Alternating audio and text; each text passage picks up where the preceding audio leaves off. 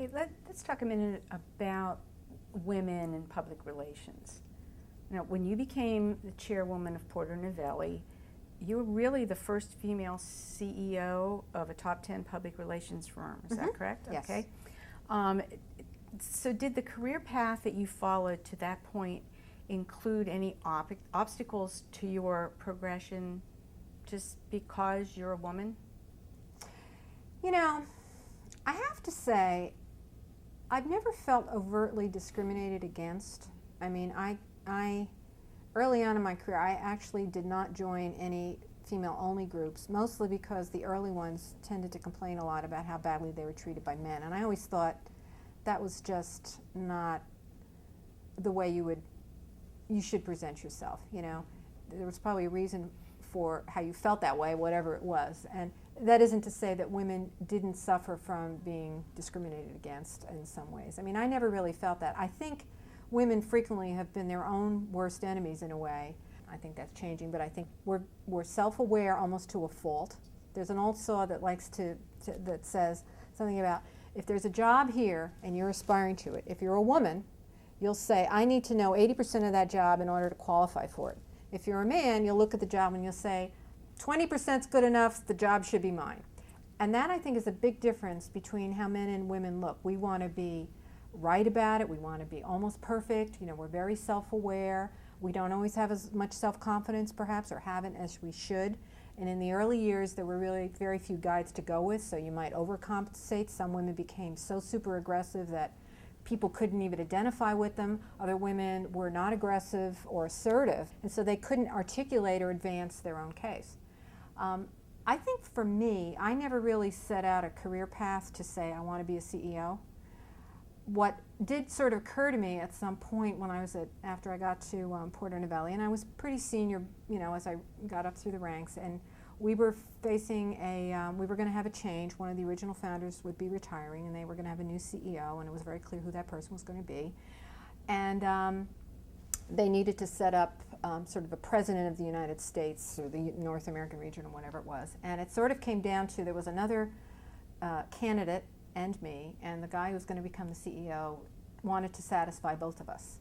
So he said, well, maybe we'll split up the job, and you'll do this portion, and he'll do this portion. And I went home and I thought about it, and now probably 10 years earlier I would have said, oh yes, that's fine, you know. But I came back and I said, you know, that just isn't going to work for me. I said, I recognize but you're going to need a clear-cut person in that job, and if it's not me, then, you know what, let's talk about, I'm not going to leave tomorrow, but let's talk about, you know, what the future looks like. Probably it would be better for me to move on. I had never done that in my life. And it really felt very empowering in a way. And he said to me, he said, well, thank you very much. I appreciate your candor. I appreciate your honesty. I don't know what would have happened had the other person stayed. As it turned out, they left, and I ended up with the North American job. So who knows? Would that have helped me or not? I don't really know, but sort of the rest is history. And the CEO that took over stayed 4 months, and then I was just in line.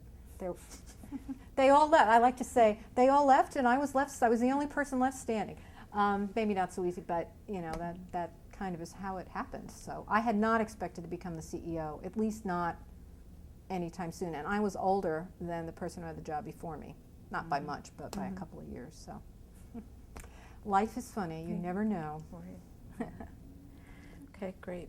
All right, so we're almost done. What do you want to? I'll let you decide. Would you want to talk about which of your accomplishments that you're most proud of and why, or do you want to talk about important issues, the enduring truths that you've learned in your career? Oh my God.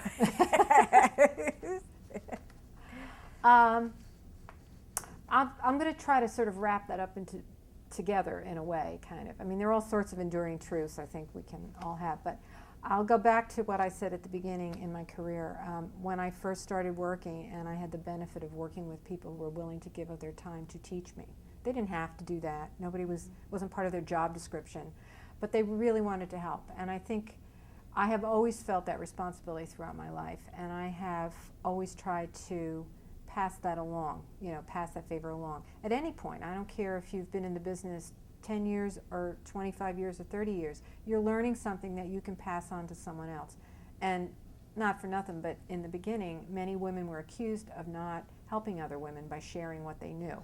So I think women in some ways have a bigger responsibility even than might otherwise be the case. But so I've always felt that personally. Have always tried to pass that along whenever I give a speech to a group of young people, students, my own employees, whoever it might be, that they have a responsibility to give back. Not tomorrow, not next year, but today, to work with somebody to help someone. And I didn't actually realize how well that was working until I actually retired. And I sent out my notice, I sent out letters and stuff. And I saved every one of the emails I got back. I got back hundreds of emails. Now some of it was, congratulations, But what sort of came through to me, which was very rewarding, was how much you helped me, how much I learned from you, and I'm taking those lessons now and passing them along, or whatever it might be. But that idea of giving back, and that to me was, for me, if I had to look back and see what was the proudest thing that I ever did, my best achievement, I feel that was it, which is why the teaching for me is going to be really a lot of fun. But I also think that you get back what you put in. When you put that kind of effort into giving back, you're going to get back just as much. You're going to learn new things. You're going to get back a real sense of satisfaction. But I also think it keeps your mind active, and you just constantly have that process of learning and developing, which you have to keep till, Right. the end. Yeah, right. Right.